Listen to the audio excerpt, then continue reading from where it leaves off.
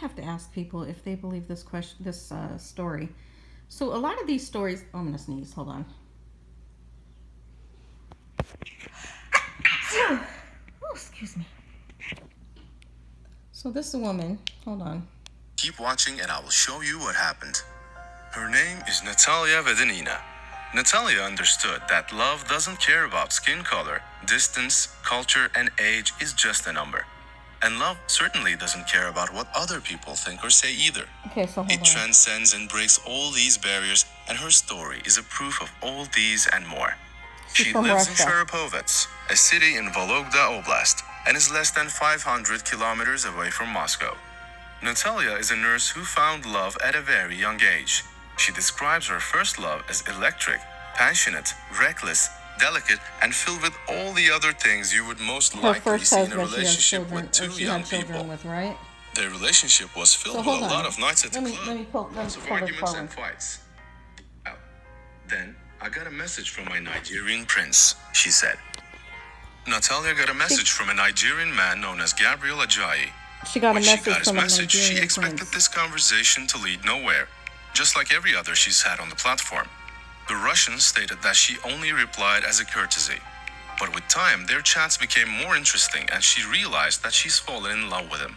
However, there were several obstacles to their relationship. She said, I remember telling myself, why would you fall in love with the one person I would probably never get to be with?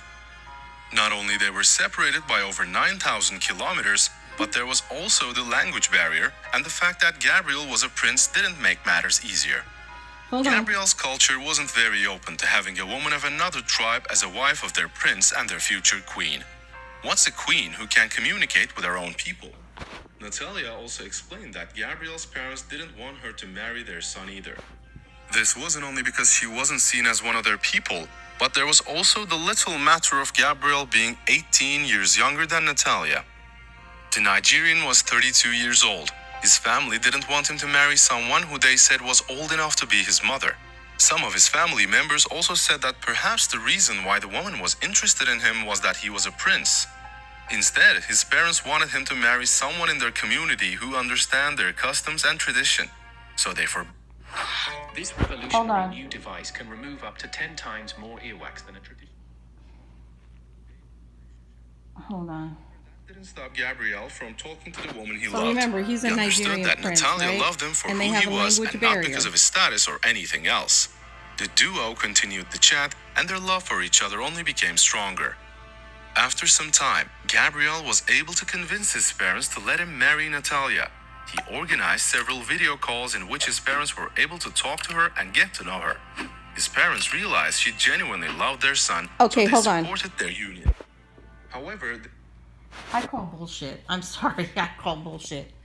So Natalia and this Nigerian prince had parents that didn't like the union because she, for one, she was of another race, and two, she was much, much older than him. Okay, right? And the two of them, they all have a language barrier, right? She speaks Russian, he speaks African, they have a language barrier. But out of the phenomenal, miracle of technology, his parents get to know her over video chats and fall in love with her. So they're able to break the language barrier, and they're able to get past that, and they just absolutely fall in love with this woman. Let's continue. Hold on. Let me find the place I want to go to. they weren't the only ones who had concerns about Gabrielle and Natalia's relationship, and I can make my choices. I am smart enough to know when someone loves me and when they have other intentions. Gabrielle loved me, and I wasn't going to let other people tell me what to do. Their opinion didn't matter. The only person who Natalia sought advice from was her son from her first marriage, Anatoly. He said, I was skeptical about their relationship, but I told her to trust her heart. What's important to me is her happiness. Anything else is secondary. I wouldn't deny my mom a chance to find love again. In 2015, Natalia traveled to the West African country to meet the man she loves. While in Nigeria, the pair got to finally spend time together and get to know each other better. The Russian was worried that they may not like each other as much after living together, but she was wrong. Rather than fall out of love, their feelings for each other only became stronger. Gabrielle proposed to her and they had a court wedding. In 2017, Natalia and Gabrielle went back to Russia together. A few months after returning to Sharapovets, Natalia realized she was pregnant. The couple chose not to do an ultrasound. Instead, they wanted to find out the gender of their child the old school way. After 38 weeks of gestation, Natalia gave birth to twin boys. Despite all the obstacles they faced in the early stages of their relationship, things were finally moving in the right direction. Gabrielle got a job as a truck driver and also worked as an IT specialist. Their family was thriving and the couple... Wait a minute. So this prince became a truck driver in Russia? This prince became a truck driver in Russia. Okay, let's continue. Couldn't be happier. Their story also caught the attention of the media and the couple appeared on several TV stations. One night, Gabriel and his friends went to the club to have a good time. And that's when things took a drastic turn. Natalia was expecting her husband to come back home by midnight, but instead, she got a call that informed her she was now a widow. The mother of two explained that she cried all night after receiving the call. Gabriel had a massive heart attack, which made him collapse and die. He wasn't on any medications.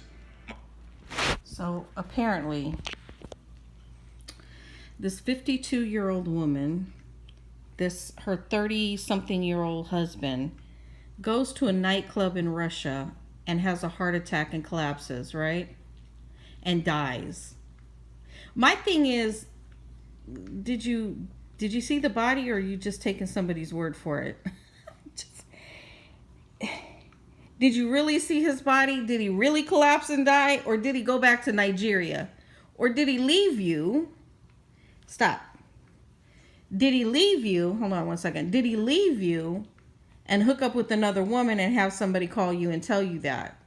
Because a lot of these women are very naive. You know, they're very, very naive. So they don't really pay attention to the signs. So did he really die from a heart attack in a nightclub and not come home because he died? Or did he just not come home because he hooked up with another chick? That's my question. But let's continue. My husband didn't have any complications about his heart. I was informed 2 hours after it happened. Why was I told only 2 hours later? Our children are just babies. They are just a year old and they don't understand anything yet. I would struggle to tell them when it's time. Sometimes I have to remind myself that my husband is no more with us because it's hard to accept, Natalia explained. 10 months after the death of her husband, Natalia gave love a chance again. She became dating a man who was 16 years younger than her, an Orlando policeman. Natalia was happy to have found another man she loves. Just like with Gabrielle, she met her new lover on the same dating site. However, their relationship only lasted for a short time and Natalia was single again. After some time, she received a message from 27-year-old Fyodor Pomarov. Fyodor, who was a bus conductor, had watched Natalia on TV, so he searched for her on social media. They became friends, and after some time, they started dating. The two are now engaged and preparing to get married. Okay, let me end that. Let me just say something. Okay, so looking at I'm one that reads. I read energy off pictures. I read energy off photos and stuff, and I could go into detail of what I read from her first so-called African prince husband, and I can read what comes off of the second dude from Orlando that was a police officer, quote unquote, and came to visit her, and then that was very short-lived. And then it didn't last, and now she's with a bus driver who looks like Chester, the child molester. So, like, some of these women are they're very unaware of things. Like, they don't pay attention to certain signs. But I just want to say that while all of these manosphere men are talking about women hitting the wall, right? This woman got 3 young ass men. They were all under the age of 35. All of them. Quit licking your feet. Stop. That's how come you make them bleed. So this is a 50-something-year-old nurse in, let me see. This is a 50-something-year-old nurse in Russia who has absolutely no problems, not one problem, getting a man. You know, the women that hit the wall, and I mean, I could say a few things. I'm not going to. I'm gonna keep my little opinion to myself. But the women on YouTube that they're claiming hit the wall, there's a lot of the women are gorgeous. Like on Bomb Cherry's live streams that she does, the majority of the women that hop up on her panel are drop dead gorgeous. You know, these are all women, quote unquote, that hit the wall. Bomb Cherry herself is a gorgeous woman. Okay, so these are all women they claim that hit the wall, have a weight problem. Now this woman clearly has a weight problem, clearly. And she has no problem getting dudes. She has zero problems getting men. Will they stick around? No. One even tried to fake his death, had two twin sons with her, and faked his death when he got to Russia and said he died in a nightclub. I want to know who the friend was that told her he died. And did she bury him? Did she get to see him? Like, did she know for sure he died? I don't think so, because she's naive. I'm going to be honest with you. Anyways, I just thought I would critique this because I found it funny, because that is him saying he's a Nigerian prince. That's what all these men on these social media sites in Africa who are looking for their meal ticket, that's what they say. Now, do Russian women, young women, look for men on these dating sites? Stop.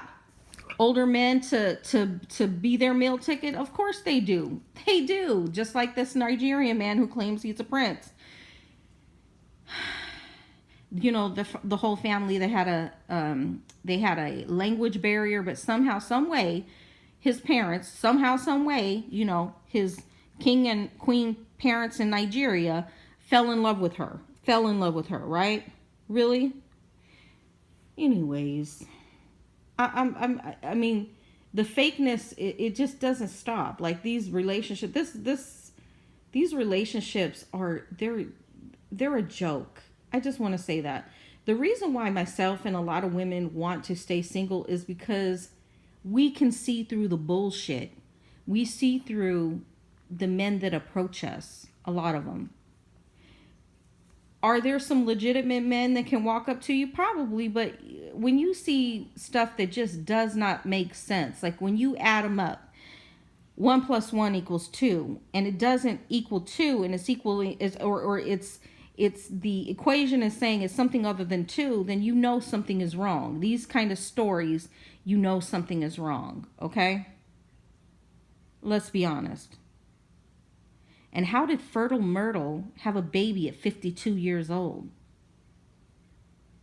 You know, these men say these women can't get pregnant past a certain age, but how did this woman, quote unquote, who hit the wall, get pregnant at the age of 52? That's my question as well. Thoughts?